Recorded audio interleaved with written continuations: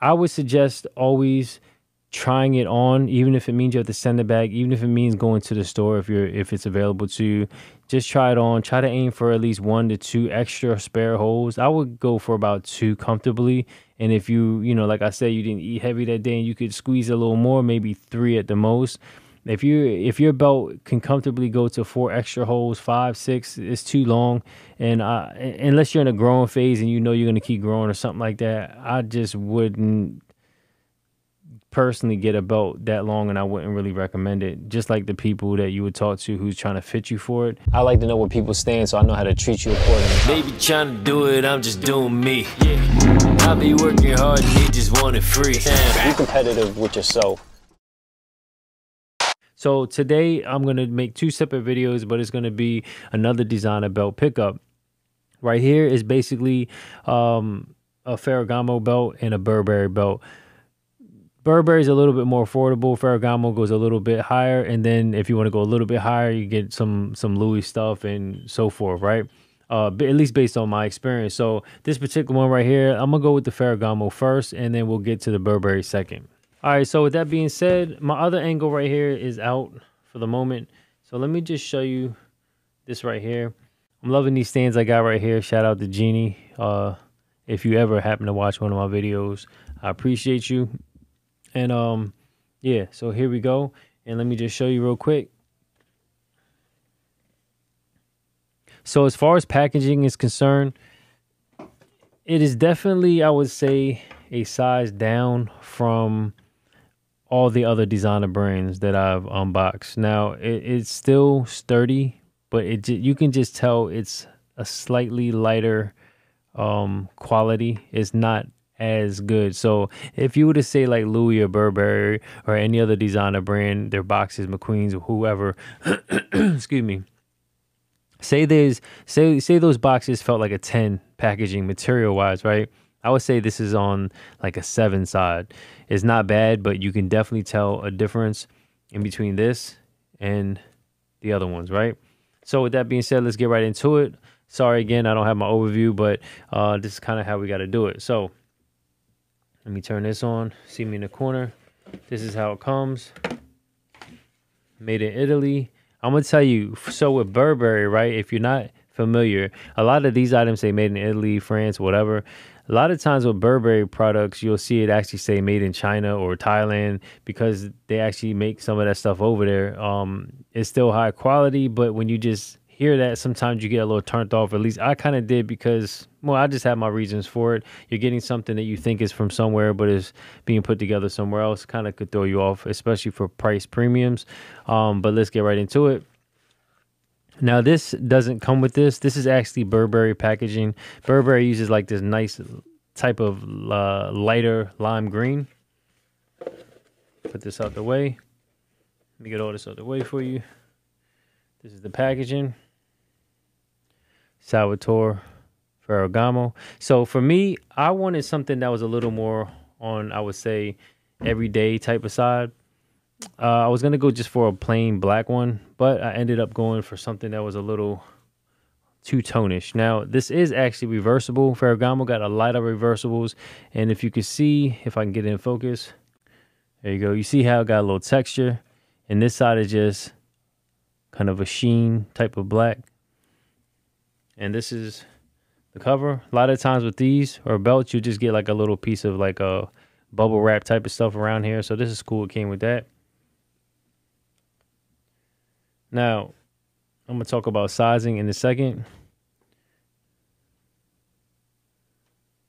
This is how it looks. This one is more on the chill side. It's kind of a satin finish with the gloss or high polish gold color. This is detachable. Like I say, you just pop it off here. So for me, I felt like this was cut a little bit too small. For me, I always want to have at least about 2 extra holes. So for example, whatever pant size you are, if this is where the buckle goes inside, and you see this is how many holes you got, right? I always want to aim for at least maybe 1 or 2 extra holes. If it's 3, that's fine. But I always felt like this belt's having a hard time catching focus. I always felt like having too much, it just looks a little sloppy. So if I were to punch it in the first hole, or the last hole and there's no more hole left, I personally feel like that's too small, right? Because you're gonna have your belt loop from your jeans is gonna be like around over here. So if you go one more, that means you got one extra hole. So you have two holes, right? If you buckle to the second hole, I can find it, you got one extra hole. I try to aim for at least 1 to 2 extra holes. So depending if you ate a lot that day or whatever, may determine how much you can tighten that belt. But I always go for 2 extra spares. Some people even go for 3. Now, that to me, that's a little bit too long, but it just depends. There was a time where I used to wear a lot of long belts and stuff on purpose. But as you get older and a little more mature with your dress and style, you start understanding and seeing longer belts can seem a little sloppy, but it's all personal preference. But technically speaking, you should only have like a hole or 2. At the most 3 extra is what they try to tell you. Even if you go to the store and you talk to an associate of any kind of designer brand, they're all trained in the same way. It's just the proper, quote unquote, proper way to actually wear the belt. So with that being said, I like it. I'm not gonna lie, with this design, I kind of first get the vibe of like handcuffs or whatever, but it's like I believe it's horseshoes.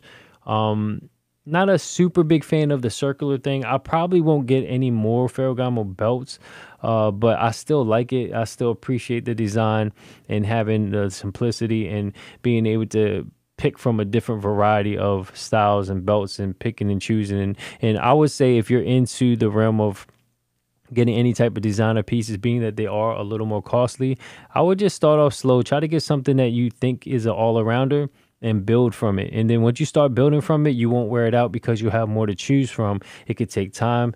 It could take not a lot of time. It all depends on, you know, your budget and how you want to go approach that. But for me now, I have a pretty good variety where I don't have to wear something specific all the time. And I can rotate it out and then go back to regular streetwear or whatever.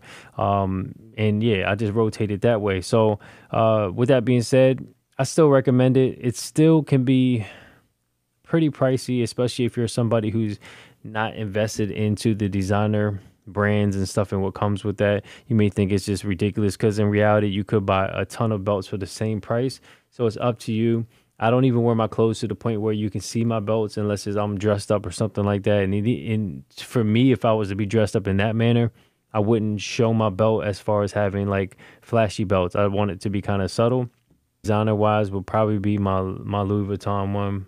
It's the one with the damier print because I felt like that was the most subtle, and it's kind of diverse because it's like a kind of like different shades of gray and black and stuff like that. So I think it goes well with pretty much anything, whether you want to dress it up a little bit or dress it down in some jeans. I think it goes pretty well. So with that being said, make sure you do everything at top level. At your top level, remember, you're no competition with anybody except yourself. So make sure your next move is your best move, or at least your better move. Until next time. Oh, so I did all that talking just to say, the number, you can't always look at the number as far as like 38 or I wear a 38 US, equivalent to what a lot of designers go by would be 100. So they go by, 95. So I get 95s, which is equivalent to a 38, but I've tried that same number amongst different brands. And sometimes it just depends on how the belt is fit. The tail end could be a little longer or not as long. And they're like parts of the belt where you don't actually use it. So it really all depends. It could depend on where they punch the holes, all kind of different things. Fortunately, with this particular belt, if it is too long, you can cut it short, but you have to remember where the holes are predetermined. I believe they're cut based on the length of the belt, so they place them in a certain area on the belt itself. So if you get a super long belt and cut it down, the holes may not line up exactly like the same one you're interested. Check out their website, go direct. I bought this directly from the actual store, but you can, do that or go to like a Saks or something like that. They sell it there as well. So yeah, later.